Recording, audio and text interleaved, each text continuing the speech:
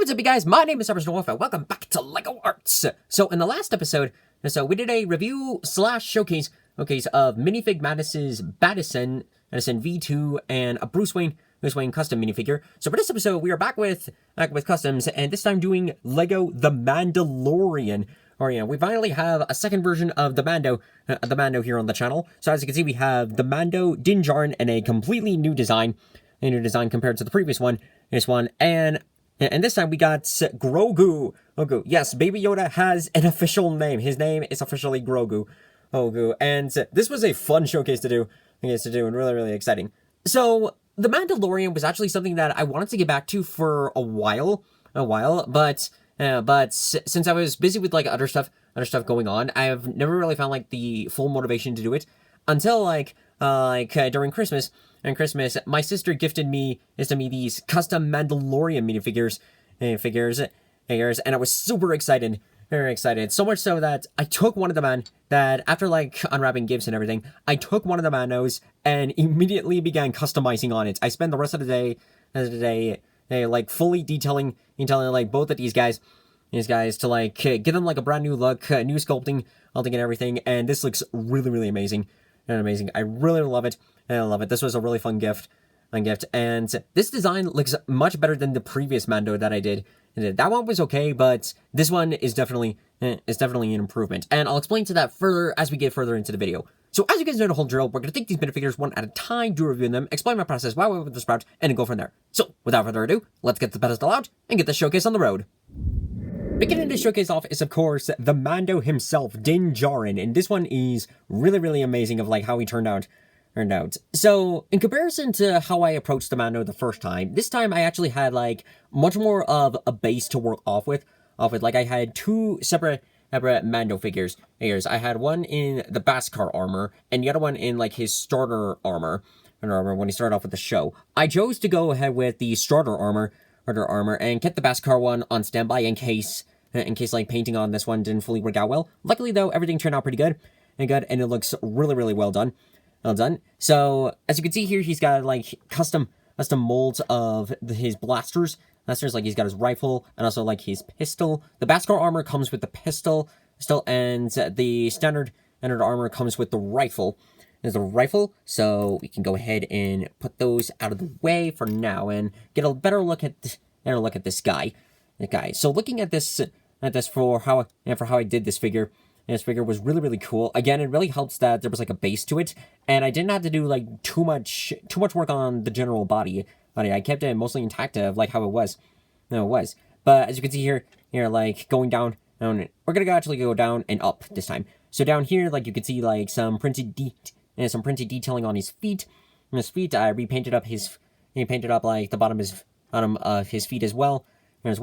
Then looking on here, you can see of like there's these supposed to be like these canisters wrapping around all around like his right leg. This piece that is on here is actually paper, like some pretty good like cardstock paper. Since this method worked out for Kirito, the Black Swordsman remake, I decided to carry that over to this one. And I'm probably going to be using that method for now on in the future because it really works out pretty well. The cardstock stays in place, and when I glue it on, it's nice and secure. So I'm going to keep going on with that in the future. Looking at the rest of this, like you can see, like he's got his gloves, a little paintwork on the gloves. I tried to get like some black like minifigure hands and put them in these arms. Unfortunately, all the black hands that I had did not manage to fit into the sockets. Even when I sanded them a little bit, but they still didn't work. So I pretty much just kept them silver and just painted over them. Luckily the paint is still on, so it's not too big of a deal. If we get a look over here, you can see that like hang on, change it up a little bit. You can see that there's now a little detailing on the arms. You can see like there's actually some detailing there. And I also chose to go for more a three-dimensional approach for this guy.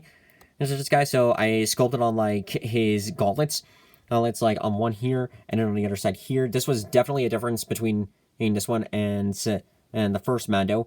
His belt is a three-dimensional removable piece that came with this, but I added in on like some cardstock on the sides representing like the holster, so you can see on this side, and then on the other side here I was gonna add a separate like holster completely, but when moving the arm, unfortunately, it would catch on to like this previous cardstock, so I didn't add anything else on there. I just kept it blank as it was.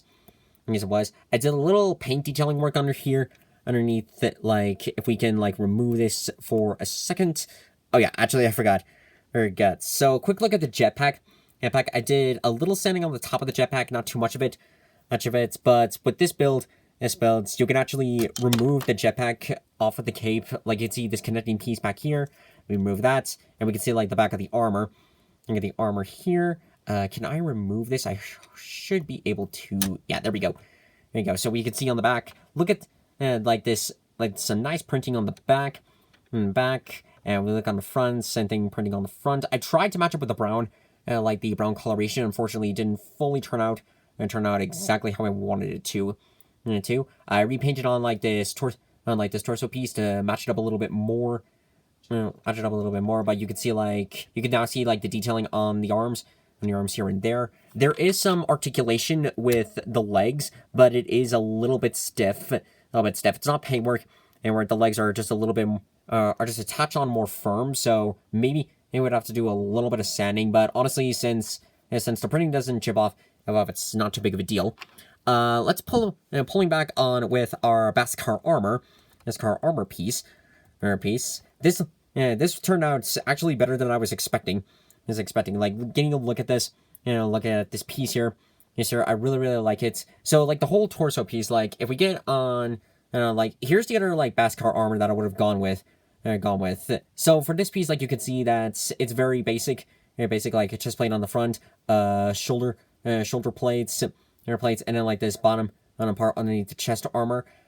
This was actually the same one that I had here, but I added in like some extra clay to give it sort of like the armor effect that this one has compared to like the first armor that we see on the show.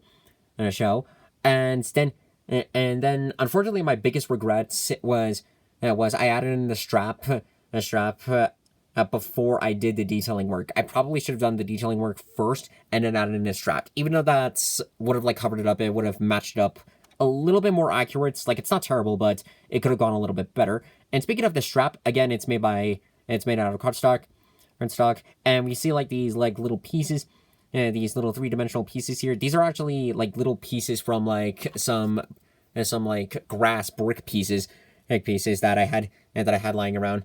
And so I put those on as like extra little canisters, and I really like it. I probably might have made a mistake of putting these two lower than this one, but it kind of looks okay. It's okay, and it does have that like 3D effect that I was going for this character.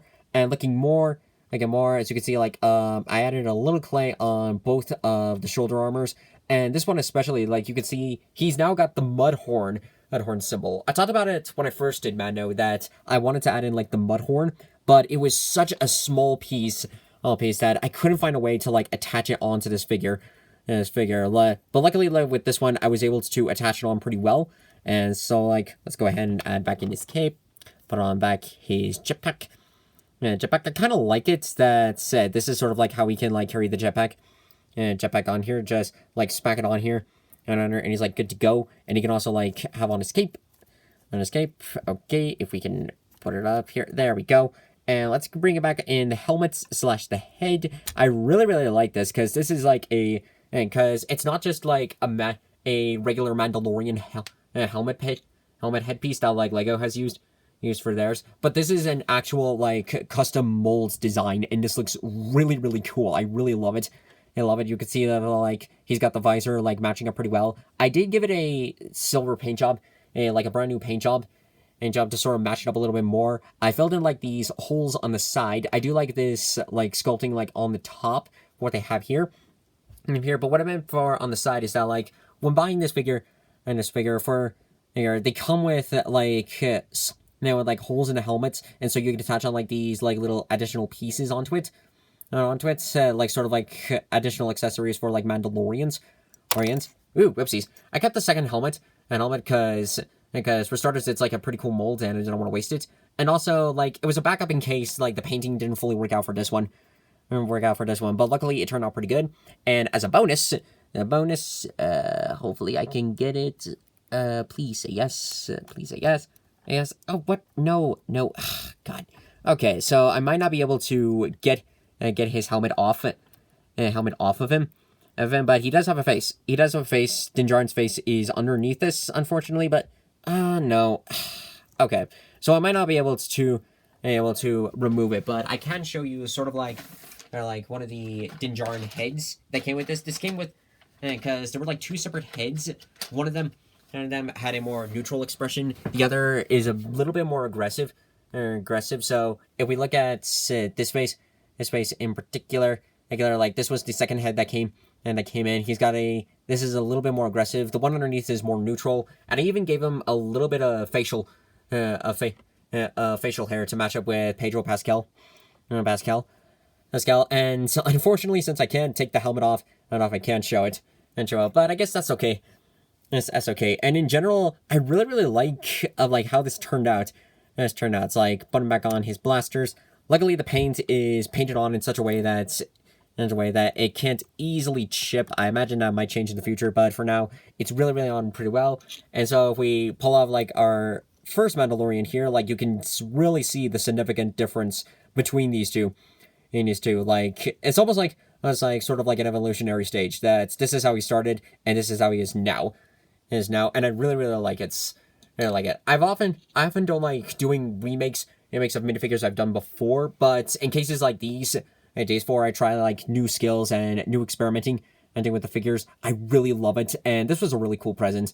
I really enjoyed it, and it was just so much fun to do. And last on the showcase is Grogu, aka Baby Yoda, and this is a really exciting figure because not only is this a custom minifigure of Baby Yoda, but this is actually my first custom baby minifigure in general. Like, I've only ever gotten like one baby minifigure, and I just gave it to my sister because I didn't really have like any use for it. I didn't know like what I could do with it. So for a while, I've never gotten like another one of these kinds of minifigures before because I generally have like no use for them. But in this case, this was definitely something that I really wanted to try out on. I've never done a Baby Yoda minifigure before, and I've never even customized like one of these kind of minifigures before. So this was sort of like an experiment. I meant to see like how it turned out. So as you can see, like he's like in his little like cradle. I'm pretty sure it has another name, but pretty much like the pods that he rides in for most of the time. This doesn't really appear much anymore throughout season 2. Like it appeared in like I believe like 3 episodes, like 3 to 4 episodes. Afterwards, it got destroyed, so we don't see it return again in the future. But we go ahead and take a look at it. Like we could see like, oh dears, yeah, oh dear, sorry. All right, so we could see like, oh, he fell out. Is he okay? He's fine. He's all right. But anyways, okay, so looking at this, we could see like the designs of like an inside. We'd see like the little socket piece of where the figure puts in. Pretty basic, and is actually a 2-parter piece. So this top part actually comes off, and then in the inside we can see like more of the socket piece of like where the figure would go in. So let's go ahead and put that on, put that aside, and now bring back in Grogu Ogu. So getting a look at this figure was definitely an interesting approach of how I wanted to do this little guy.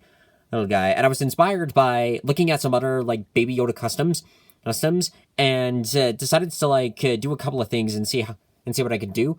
Since this was like the first ever like baby minifigure I've ever customized, I kind of wanted to be a little bit careful with this one because since it was like the only one that I had and was also a gift, I didn't want to like risk on messing it up completely. So what I did was I kept the general base of the figure intact, of like how this kind of like custom Baby Yoda comes in. It's just like it comes in very official Lego base like.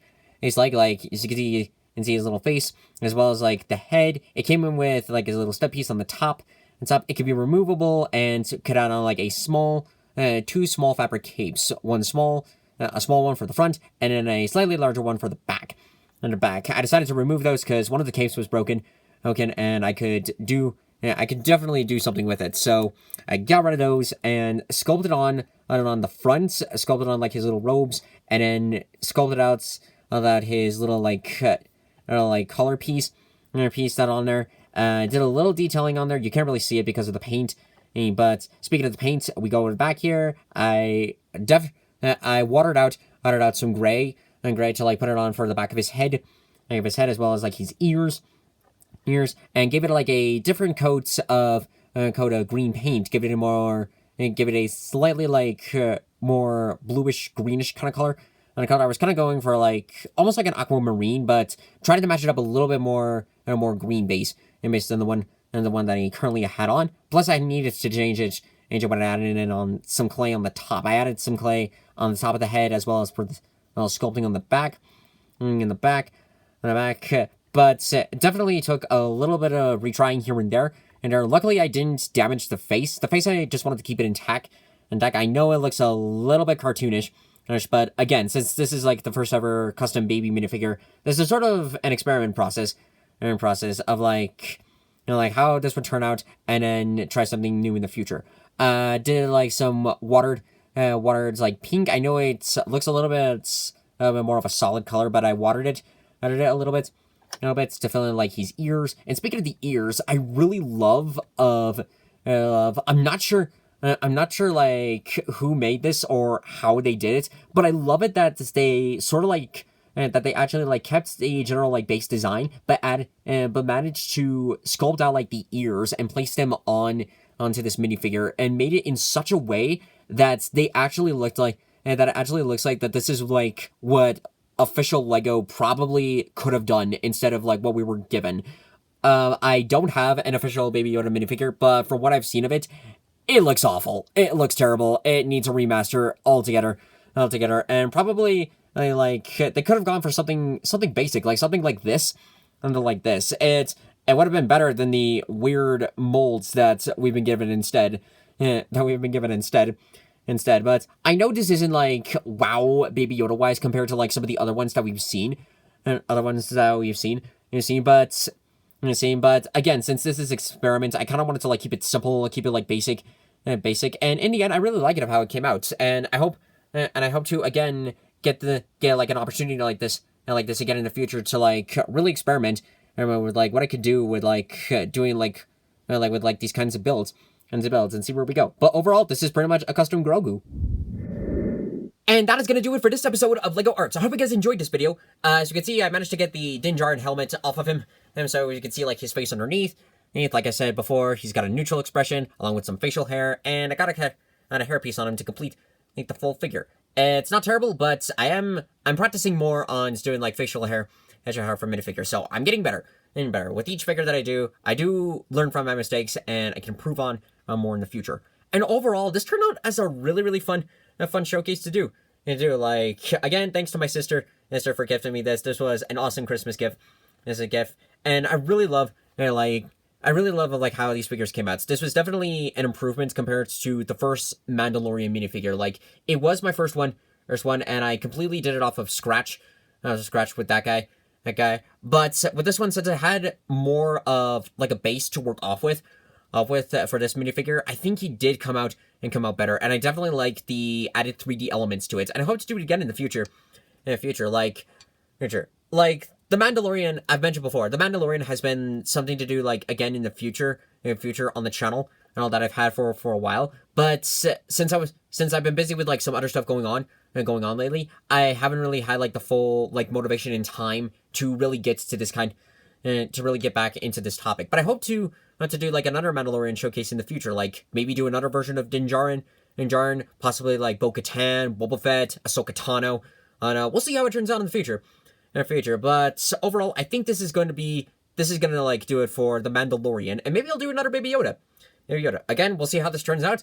But overall, this is pretty much going to do it for Din Djarin Mandalorian and Grogu Ogu the Child. And a slight spoiler, I'm not gonna give it like a huge thing, but with the Mandalorian season 2, I actually liked season 2 more than I liked season 1, and that's kind of a rare thing for in my family to say. But I really liked season 2 more than the first season. With this season, I really felt that like it was really, really cool. Like each episode was definitely exciting. I loved all the references and the cameos each character entered in, bringing like Ahsoka Tano into live action. action, bringing in Tamira Morris, the same actor who played the live-action Clone Troopers, to come in as Boba Fett, and to bring the actual voice actress who voiced Bo-Katan in the Clone Wars series, to actually bring her on into a live-action version was just fantastic. And with the other projects that they're planning on in the future, like the Obi-Wan series, the Book of Boba Fett, and Ahsoka, and many, many others, I'm really excited to see, like, where they're gonna go for the future for Star Wars, so I can't wait to see where that'll all go. And yeah, overall, that's gonna pretty much do it. Let's do it. So, if you guys would like to see more videos like this in the future, be sure to subscribe to our channel, hit the button notifications. It really helps us. We're gonna let's play, like projects. I made that have some fun. So, anywho, thank you guys so much for watching this video. If you liked it, hit that like button, comment below what you think, share your friends, subscribe to YouTube, follow me on Twitch. And here's half of the road. Ow! Whoa! Thank you guys, we'll see you next time. What do you guys, smooth rises?